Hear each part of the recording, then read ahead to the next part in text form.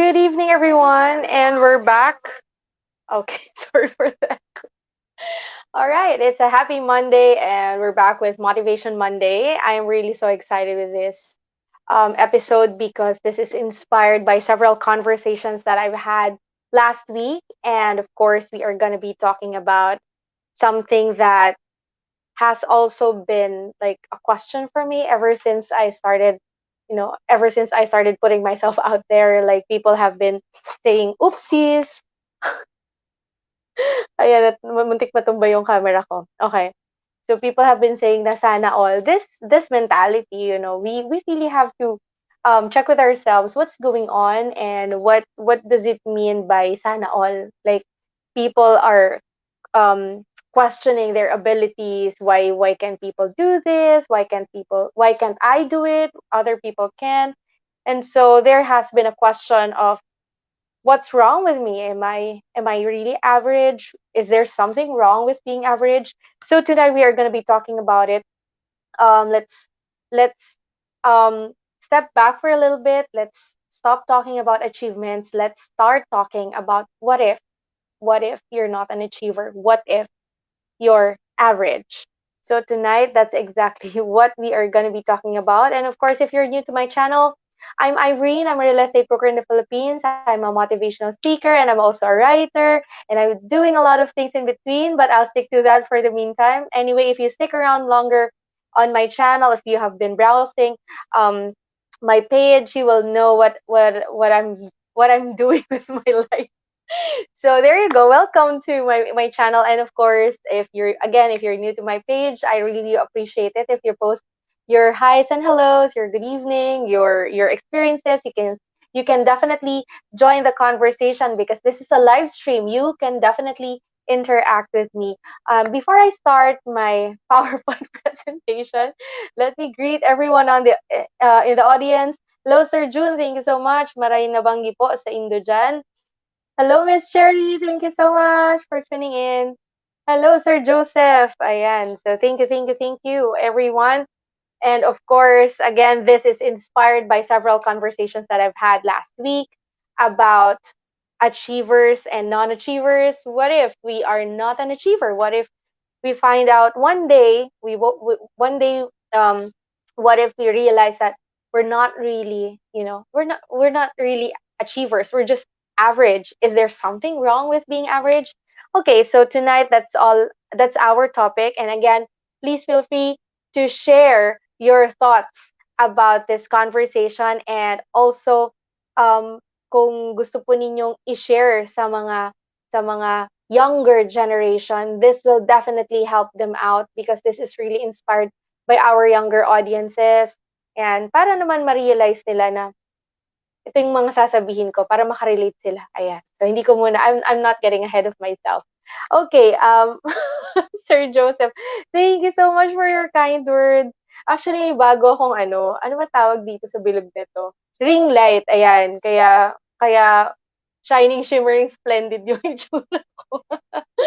Hello, Ma'am Rowena. Thank you so much, Ma'am. Sobrang na-appreciate ko po yung constant po ninyong pag-share ng mga live streams ko. Thank you, thank you, thank you. Sir Aquino, thank you so much for constantly tuning in. Okay. So, actually, this episode is not only for us as adults. You can definitely share this with the younger audiences on your Facebook page because this is so much about being average. And if there's something wrong with being average, malalaman natin yan. Okay, and let me share my screen once again. Okay, also you have to tell me, do you like this kind of, do you like this kind of presentation na literal na meron akong PowerPoint? Natutuwa kasi ako na parang may nababasa kayo. Tapos parang hindi lang mukha ko yung nakikita ninyo, alam niyo naman. Mas masaya pag meron kayong nababasa. Ayan, o, di ba? Okay. And okay, so again, welcome to our topic for tonight. It's all about Motivation Monday, and our topic for tonight is what if we are just average? Is there something wrong with us? Okay, let's find out. Okay, of course, we would like to greet our not so average sponsors. Thank you so much, Lavender Owl PH. Please follow their page, You can find them on Facebook, you can find them on Instagram. If you want to know more about them, again, that's Lavender Owl PH. And of course, for those of you who are parents out there, for your little girls, you can definitely visit Kelsey Baby Wear. So they're my sponsor for, okay, hold on. Kasi of course, I don't have a kid, but I have this tiny, yan, yung mga bows ko. Because I really love ribbons. I really love bows. So sila po yung sponsor yan. Kung nakikita nyo ngayon tong tiny tiny ribbon ko, yan, galing yan sa kanila. And of course, if you are looking for outfits naman, you can definitely visit Vashti Shop. Ayan, magdami nilang magagandang mga shirts and dresses. Thank you, thank you, thank you to our sponsors. And again, that's Lavender Owl PH, Kelsey Baby Wear, and Vashti Shop. Sir Tayag, thank you so much. Good evening po. Thank you, thank you. Okay. So, i-define muna natin. Let's define what's the meaning of average, because again, I always want to define the things that will be our topic, and I really like to give us, parang a parameter on what we are going to be talking about. So, in here tonight, we are going to be talking about average, based on the definition of Merriam-Webster. It's a level or as of intelligence typical of a group, class, or series. We are not going to talk about math, because I know there's also average is also used as a term in mathematics. That's not the term that we are using tonight. We are using average, which pertains to a level of intelligence, typical of a group, class, or series. Average is also related to being mediocre. Yan ang pagsasabi nila na parang hindi ka naman achiever, tawag sa'yo is mediocre. So, you're not doing your best, ganyan. Or even if you do your best, hindi pa rin. Parang your best, ano ba yan? Your best isn't enough. Ano nga ba yung kantang yon? I did my best, but I think my best wasn't good enough. Ayun, ayun. Nakalimutan ko. Di ba si Lionel Richie yun? Ayan, sa mga audience. Alam ninyo to. Di ba yung, I did my best, but I think my best wasn't good enough. Yun, yun. O yan, mediocre. Okay, feeling mo ginawa mo naman yung best mo, pero hindi lang talaga nag-workout. Okay, hindi hugot yun. Lilinawin ko na. Okay, next, average can also be related to being boring. Boring, okay? Kaya siya closed in, ano ba tawag nito? Okay, kaya siya quoted, boring or typical, kasi nga hindi achiever. So, average. Sometimes people are called boring kasi nga hindi naman sila parang over the top, hindi sila achievers. They don't really they're not really outstanding. Yan. So, yun yung tinatawag nating average. So, sila yung magiging subject natin for tonight. Okay. So, let's start talking about myths. Myths. Ang hirap pag may braces, seryoso. Yung myth, sobrang hirap i-pronounce. Okay, myth number 1. You are measured by your achievements. Okay, myth lang yon. Hindi siya totoo kasi hindi tayo, bilang tao, hindi tayo dapat sinusukat ng kung ano yung mga na-achieve natin. Okay? That's not true. We have to debunk that myth. Ang hirap talaga banggitin ng myth. O, basta hindi yan totoo. Okay? You are measured by your achievements. That's not true. That's never going to be true. Okay? Sana all average. Ako kasi, miss, eyes over age. Ay, grabe siya.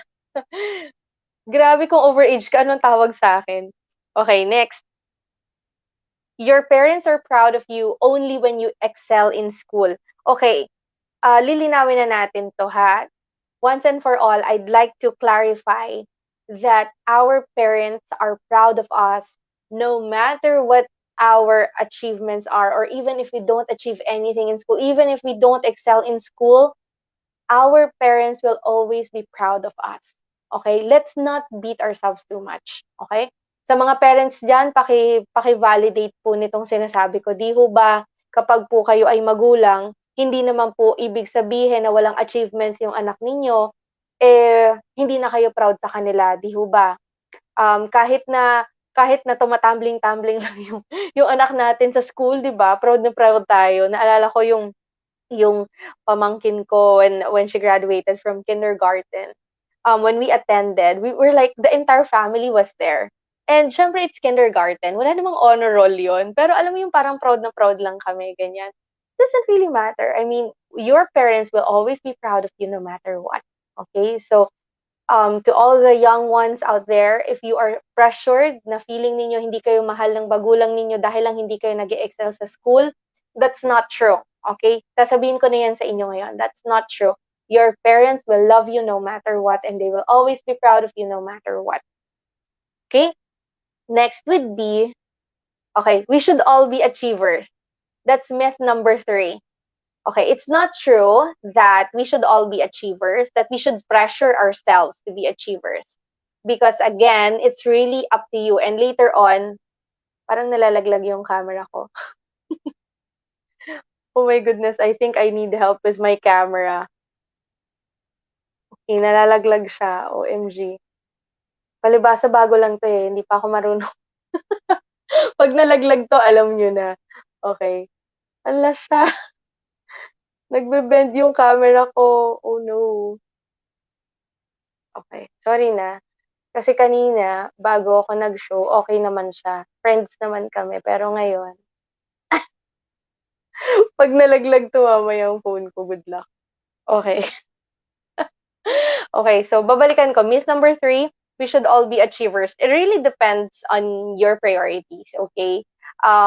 Later on, I will be talking about that. But myth number 3, we should all be achievers. Again, this is not true because every person is different. Every person has a different perspective. Every person has a different goal. So it doesn't really matter if we are all achievers. Just imagine, if we should all be achievers sa sa classroom, eh, kahit naman anong gawin natin, hindi tayo magiging pantay-pantay, di ba? So later on, I will talk about that. Okay, next is myth number 4. You are a failure when you are average. Okay? This is not true. Even if we tend to be average or we choose to be average, we are not to be considered as failure. That's never gonna be true. Okay? Huwag ninyong isipin na failure kayo dahil lang average kayo. Next is, we should not feel confident when we are merely average. Okay, dapat hindi tayo maging confident sa sarili natin kapag average lang tayo. Okay, that's also not true. We should feel confident no matter what, no matter if we achieve anything or we don't achieve anything, we should always feel confident. Our confidence should not be based on achievements. Kasi kung ang confidence natin is coming or is influenced by an external factor, or kung binabase natin yung confidence natin sa mga na-achieve natin, every now and then, magka-crash yung self-confidence natin. Kasi nakadepende siya sa achievements natin. So, nope, we should not feel confident when we are merely average. That's not true. We should feel confident no matter what, whether we're average or outstanding, whether we achieve a lot or we don't achieve anything.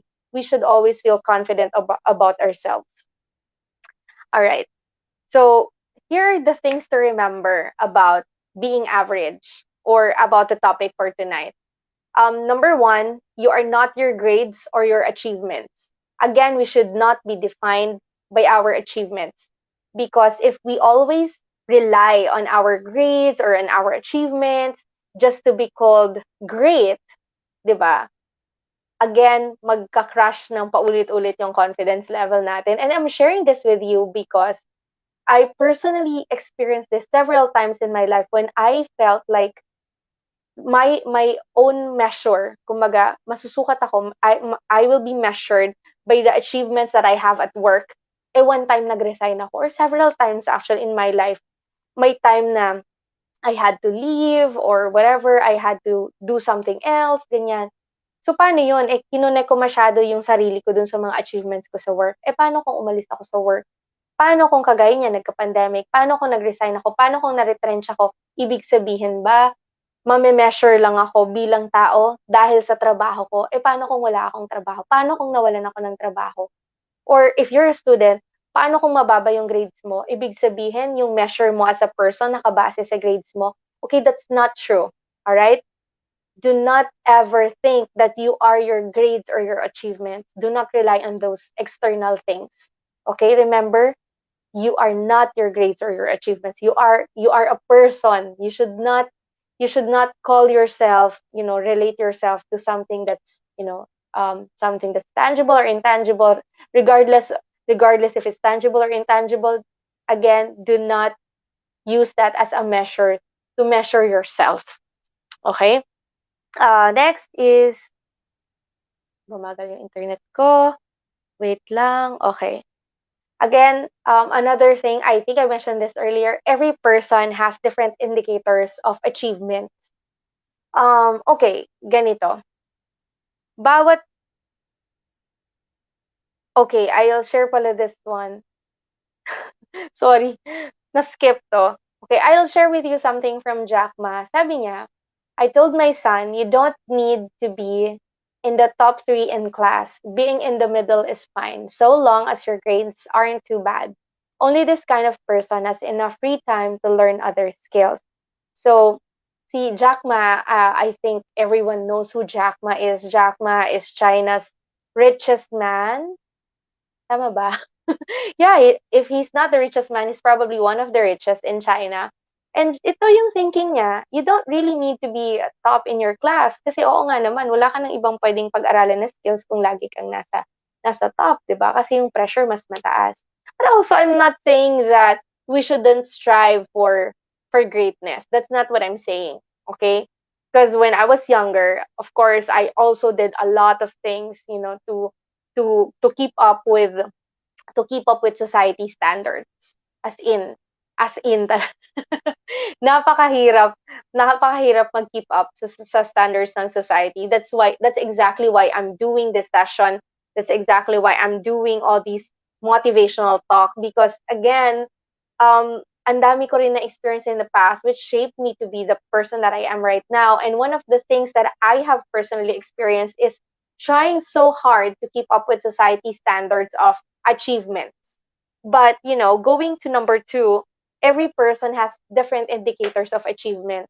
Hindi lahat ng tao pare-pareho ng indicators ng achievement. For some people, achievement is graduating magna cum laude, summa cum laude. For some people, graduating in itself is already an indicator of achievement. Okay? Naalala ko yung mga laging sinasabi sa akin ng nanay ko. When I was still in college, sabi niya basta graduate ka na na kasi na ano noon nung panahon namin parang naging stigma yung early pregnancy or yung teenage pregnancy. So karamihan ng parents noon, ang indicator ng achievement is when their children graduate from college without experiencing teenage pregnancy. So, yun yung stigma nung panahong yun. So, nung time na yun yung indicator ng achievement. And again, iba-iba yung indicator ng achievement ng kada tao. Yung iba, gusto nila, yung mga anak nila ganito, or ako personally, for example, gusto kong graduate ng cum laude, yun yung indicator ko ng achievement nung time na yun. Did I graduate cum laude? Well, let me tell you this. No, I did not. Okay. And well, it didn't kill me, but I definitely worked hard for it. Okay? Kasi yun yung gusto ko. But again, that's my personal indicator of achievement. Doesn't have to be everybody else's indicator of achievement. Iba-iba naman tayo. Also, another thing to remember when we are talking about being average is you also really have to understand and set your priorities. Okay? Ano ba ang ibig sabihin ng understanding and setting your priorities? What does it have to do with being average? Well, syempre again, we have different standards, we have different measures or indicators of success. And so if these are your measures, for example, iba-iba din yung priorities natin. For example, kung ang priority mo makagraduate ng with Latin honors, di syempre mag-iiba yung priorities mo. Kung ang let's say ang ang goal mo or ang indicator mo ng success is bago ka makagraduate, meron ka ng work, kumbaga working student ka tapos ma-absorb ka nung company na pinagtatrabahuhan mo, then definitely magbabago din yung priorities mo. So again, depende sa indicator mo, doon din dapat nakabase yung priorities mo. So if you want to graduate summa cum laude, well obviously you really have to work hard at it, you really have to study, bawal ang ano, bawal ang ano yan, sabagay wala ng gimmick-gimmick ngayon kasi 'di ba pandemic. Pero syempre marami kang i-give up for that particular goal, 'di ba? Next is you have the power to achieve if you set your kulang. If you set your mind and heart to it. Okay? This is I totally believe in this. Everyone has the power to achieve the things that we want to achieve. Only, okay, if and only if we set our minds and hearts to it. Talagang kailangan mo mag-focus. Kung gusto mong ma-achieve yung mga bagay-bagay or gusto mong matawid yung average, ayaw mo maging average, pwede naman eh. Pwede ka namang hindi maging average. Basta isa-set mo yung mind and heart mo to achieve that particular thing that you want or to achieve that particular goal that you want. Next is, okay, another thing that we have to remember. Hi there, good evening. Okay. Another thing that we have to remember is some things work out, some don't. So don't beat yourself up. Okay, bakit kailangan ko tong i-remind? Remember, our topic for tonight is average. And we feel, okay, ito naman yung sasabihin ko, no? Sometimes we feel that we are average just because things don't work out. Feeling natin, average tayo kasi yung mga bagay-bagay na gusto natin mag-workout, hindi nag-workout. Pero let me tell you this, in general, some things work out, some things don't. That's how life is. Life isn't perfect, okay? So whatever we are going through, sometimes maganda yung resulta, sometimes hindi. So don't beat yourself up. This is something that I learned recently from one of my mentors, and I'm really, really grateful that I've heard this again as a reminder. And I'm also saying this um, for everybody's benefit who are watching tonight. Don't beat yourself up too much because some things work out, some don't. We cannot control the results of things around us. But what we can control is our attitude towards it. Did we give it our best shot? Ano ba yung definition ng best shot? For example, if you want to be promoted, 'di ba? Gusto mong ma-promote, paano ka mapopromote? Syempre you work hard at it, 'di ba? Gusto mong ma-promote pero hindi ka naman nagpapakita ang gilas sa trabaho, lagi ka namang late sa trabaho, hindi mo naman inaayos yung trabaho mo, pero gusto mong ma-promote, paano yun? You know, it doesn't make sense. Pero if for example na naibigay mo na yung best mo, well, at ipag-pray mo na lang yung result. Kung naibigay mo na yung best mo ha. So again, define what does best mean for you para malaman natin kung talaga bang best yung ginagawa mo. Okay? But again, we cannot control the results. We can only control how we do the things to achieve our goals. Okay. Next. Okay, another reminder. There is absolutely nothing wrong with being average. Walang masama kung average ka. Okay, sinasabi ko na to sa'yo. It doesn't matter if you're average. It's not wrong to be average. Society has repeatedly told us or has repeatedly reminded us that when you're average, you're less of a person. But that's not true. Okay? Hindi totoo na kung average ka, um, it makes you less of a person because it doesn't. Okay? Kung average ka, ikaw lang din naman yung makakapagpabago nun sa sarili mo. But there's again nothing wrong, absolutely nothing wrong with being average. Okay? And I'm not saying this to make you feel good. I'm saying this because you really have to accept first what do you feel about being average. Okay? Kung sa tingin mo you feel bad about being average, then you have to change it. But if you are average at this point in time, tapos feeling mo na ibigay mo na yung best shot mo, and again, there's absolutely nothing wrong with it. Don't beat yourself up just because you feel that you're average. Okay, another thing that I have to remind you tonight, oopsie.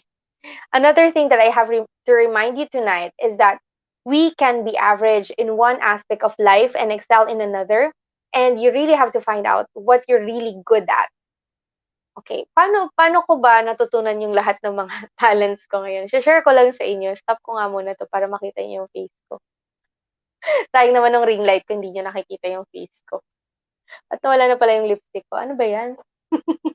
Sa sobrang liwanag hindi makita yung lipstick ko. Anyway, going back, paano ko ba na-develop yung mga skills na meron ako ngayon? Because people think that I have so many skills and that I'm good at it. But, to be quite honest, when I was younger, I'm the eldest, of course, I'm the eldest of among my siblings. So I have two younger sisters. And kailangan nila madalas ng help, no? Whenever they need help, sa akin sila unang lalapit. Minsan hindi ko naman talaga alam kung anong gagawin. Kaya lang na-realize ko tapos sasabihin nila, "Ate, kailangan ko ng ganito, ate, kailangan ko ng ganyan, kailangan namin may magtuturo sa'min." 'Pag narinig ko na yung kailangan may magtuturo sa'min, ibig sabihin nun, kailangan magbayad. And of course, we were raised by a single mom, okay? So, wala kaming wala kaming pambayad nun. Most of the time, my mom, we only have enough for our education, we only have enough budget, ganyan. So, kapagka maraming projects, tapos kailangan magbayad ng ganito, ganyan, feeling ko makakadagdag sa burden ng nanay ko. So, what I do is I volunteer myself. Pero literally, hindi ko talaga alam kung anong gagawin ko. Pero pinag-aaralan ko siya. Okay? I come up with a lot of ideas on how to do it. And also, trying hard talaga ako. As in, ito yung epic example na I'm trying so hard. Okay, TH kung TH. Yan ang tawag nung panahon ko, TH, trying hard. Trying hard talaga ako pag sinabi, "Naku ate, kailangan namin may magturo ng sayo." Magtuturo ako niyan kahit na hindi naman ako gano'n kagaling. Sige lang. Kasi I want my sisters to have, to have a solution to their problem. That's how I pretty much explored on the skills that I have right now. So, kagaya niyan ano ba tawag dun? Meron naalala ko nun yung competitive choir something something, speech choir, ayun. Wala naman akong alam dun. Eh, kaya lang personally, sa school ginagawa rin namin yun. So, parang galing sa knowledge ko, tapos sa imagination ko, as in literal na galing lang sa imagination ko kasi wala pa namang Google nung grade school ako, eh, 'di ba? Kailangan kong harapin yung katotohanan, medyo medyo matanda na ako. Nung panahon ko walang Google. So, you really have to come up with all these ideas so that I can teach my younger sisters on how they can do it without paying for somebody else to do it. Kasi iisipin ko na naman, paano yung contribution nun? Eh, financial contribution yun siyempre, hindi naman puwedeng ganda lang ang puhunan. Hindi po puwedeng magpa-cute ka lang dun tapos ano na, may monetary equivalent, hindi, eh. Kailangan ng contribution kapagka may mga gano'n. So, kailangan nila ng choreographer, kailangan nila ng instructor, ganyan. Sabi ko, "No, don't need to pay, I'll be the one to do it." So, I keep on helping them out. Then eventually, yun pala yun, kapagka tumutulong ka, dun mo rin pala maa-acquire yung mga skills out of teaching. That's how I realized that teaching actually makes you become a better learner. Hindi pala when you teach, you don't just become a better teacher, you also become a better learner. So, talagang dami kong natutunan. The more I teach them, the more I teach my younger sisters about all their activities in school, the more din akong natututo. So that's how I pretty much understood how I can improve myself. But I'm saying this not because I wanna, I not because I wanna give you a glimpse of what it looked like before, but just really to emphasize that if you really want to do something so badly, you're gonna make it work. Okay, you're really gonna give it your best shot. Pagka alam mo sa sarili mo kung ano yung goal mo, hindi mo talaga siya bibitawan. And during that time, my goal was really to help my sisters, and number two, to avoid from paying a lot of, a lot of money for choreographers, ganyan. Kasi nga alam ko, mahal na naman yan, magbabayad na naman, ganyan. So that was my mindset when I was younger. Okay, so kaya sabi ko, ginawan ko ng paraan. I was the one who taught them. In fairness naman sa kanila, nanalo naman sila. Magagaling silang learners. Hello, hello sis. Thank you so much for tuning in. Thank you, thank you. Okay. So yon, I share that with you because I really want you to know that It's really our choice if we want to excel in something or kahit hindi mag-excel, kahit maging better ka lang dun sa particular aspect na yun. Alright. Next is, okay, another thing that I really would like to emphasize, you can be average and still win in life. Acceptance is key. Um, Isa sa mga importanteng bagay sa buhay natin talaga is acceptance. And no matter how hard it is to accept things, eventually matatanggap din naman natin. Pero again, when it comes to our weaknesses and strengths, we really have to find them out.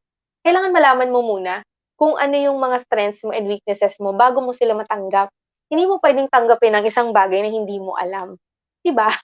So, acceptance is key, but you really have to point out or you really have to find out with yourself what are your strengths and weaknesses. Alamin muna natin. Okay? And also if you want someone to talk to about your strengths and weaknesses, you can definitely send me a message through my inbox. You can also send me an email. And of course, my mobile number is on my page. You can also send me a message. So, kung gusto ninyong mas ma-improve yung sarili nyo, my lines are open. You can definitely send me a message. We can talk about it. Okay? But again, you can be average and still win in life. To Acceptance is key so that we can improve ourselves better, to be better. And of course, again, I will be telling you there's nothing wrong with being average.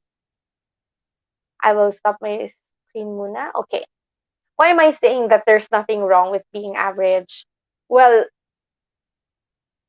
all along we have certain high standards, especially in the Philippines, when it comes to our academic standards, when it comes to even applying for a job, 'di ba? Ang taas-taas lagi ng mga standards. Lahat naman ng pupuntahan natin, merong standards talaga 'yan. Okay? Meron 'yan. Okay, I'm telling you this personally because I have personally experienced how pressured I was when I was facing different standards. Sinishare ko 'to kasi this entire episode is dedicated to all those people who are also feeling the pressure of being an average. There's nothing wrong with being an average. Ay walang masama kung average yung pakiramdam mo or average yung ginagawa mo sa buhay. What's more important is this is what I'm gonna ask you. Are you happy with being average? Yun ang importanteng tanong. Kasi yung pagiging average natin, it's a decision. Okay? It's a decision na gusto kong maging average, hanggang dito lang yung gusto kong gawin. Hanggang dito lang yung kaya ko. It's a decision. My question really is, are you happy with being average? If you're happy with being average, that's good. That's great, actually. Because at the end of the day, the most important part of our lives is to know that we are living a happy life. But if you are not happy with being average, then balikan po ninyo lahat ng sinabi ko tonight. Kasi kung hindi kayo masaya, ibig sabihin, you have to do something about it. You really have to. Okay? Huwag kayong mag-settle. Yun yung sinasabi natin, di ba? Do not settle. And you do not settle when you are not happy. Hindi ka naman pwede mag-settle kung hindi ka masaya. Kaya nga, di ba, maraming nagsisettle down, maraming nag-aasawa, nagpapakasal kasi gusto nilang maging masaya. Okay? Hindi ka magsisettle down kung hindi ka masaya. Ganun naman yun, di ba? Okay? So, if you feel that being average is okay for you, then so be it. Diba? But if you feel that you're not happy with being average, then do something about it. Yun lang yung sasabihin ko na sobrang kailangan tumatak sa ating lahat tonight. Okay? Because when I was younger, I tell you this, I was I was always so I was always so scared of being average that I would study so hard, I would do a lot of things. I joined every single organization that I can join. I tried a lot of sport, to compensate with what I'm feeling that I don't feel good with being average. But then again, some of the things that I worked hard for, hindi naman talaga sila nag-work out. But I was confident because I know that I've already given it my best shot. As in, binigay ko na lahat ng best shot ko. Binigay ko na yung lahat ng efforts ko, lahat ng strengths ko, binigay ko na. para doon sa mga gusto kong ma-achieve. Ngayon kung hindi ko man sila na-achieve, hindi man sila nag-workout, at least naibigay ko yung best ko. Kasi ang sunod mong kalaban sa achievements kasi is kapag hindi mo ginawa yung best mo, after nung results niya, pag nalaman mo, yung regret yung mahirap kalaban. So again, ask yourself before you go to sleep tonight, are you average? That's number one. Why do you feel that you're average? That's number two. Number three, are you happy with being average? And number four, if you're not happy with being average, what should you be doing? Yun. Ano ba dapat yung gawin mo para ma-improve mo yung sarili mo? Kasi at the end of the day, again, it's really all up to us. Hayaan na natin yung standards ng society. Kasi yung standards naman talaga ng society, lagi nandyan yan. Hindi naman mawawala yan. Pero ang tanong, mag-a-adjust ka ba? Or magkakaroon ka ng sarili mong pananaw tungkol sa achievement? Wait lang, nawawala yung chinelas ko. Hindi ko mapakali. Okay. So, di ba? Nasa sa'yo yun eh. Kung ano man yung standards ng nasa society, hayaan mo sila. Pero ang tanong, ikaw ba? Ano yung standard mo para sa sarili mo? Na-achieve mo ba yun? Kasi kung na-achieve mo yun, well, you should be happy, di ba? Okay, comment from Sir Joseph, there is always a room for improvement. Yes, that's true. There's always a room for improvement. Kahit na paulit-ulit mo na ginagawa ang isang bagay, marami pa rin tayong pwedeng, innovation, lalong-lalo na ngayon with the advent of technology, ang bilis na ng technology natin ngayon, dami natin pwedeng gawin para ma-improve yung sarili natin. So that's my take about being average. There's nothing wrong with it. Absolutely nothing wrong. Don't feel bad if you're average, but if you're unhappy with being average, then do something about it. If you're happy with being average, then congratulations. Kasi bihira yung mga taong masaya sa mga sarili nila. So, let's be happy with ourselves and let's be proud of what we've done. Kasi again, ito na yun eh. Tayo yun eh. Ito na yun. This is us. Okay? That's you. You are doing a good job. Don't don't don't beat yourself up too much. Don't feel bad about yourself if you haven't achieved all the things that you want to achieve. Because again, some things work out, some things don't. But at the end of the day, just be happy that you did it well and you gave it your best shot. Okay. And with that, I hope you learned. Takot ako dito sa camera ko. And I hope with that, you learned some insights from our episode for tonight. Tomorrow naman, we are gonna be talking about um, the, ano ba tawag doon? Nakalimutan ko tuloy. Basta tungkol sa overachievers naman bukas because it's Thinking Tuesdays. So that's our topic for tomorrow, all about overachievers. So kung ngayon ang topic natin is average, tomorrow naman sa Thinking Tuesdays is all about overachiever. The dangers ba yun? Anyway, ipopost ko na lang. Every morning naman supposedly dapat nagpo-post ako ng anong topic for tonight. Okay, and on Wednesday, I'm very excited for our topic on Wednesday because we are gonna be celebrating Pride Month. Woohoo! We are celebrating Pride Month.